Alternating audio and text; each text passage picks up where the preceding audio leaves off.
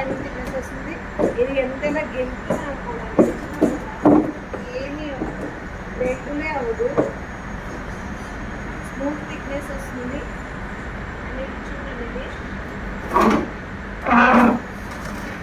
ఒకసారి షీట్ చూస్తే మీకే తెలుస్తుంది. ఇంకెలా గెంతున్నా కూడా ఏమీ కాలేదు, చిన్న డ్యామేజ్ కూడా అవ్వలేదు.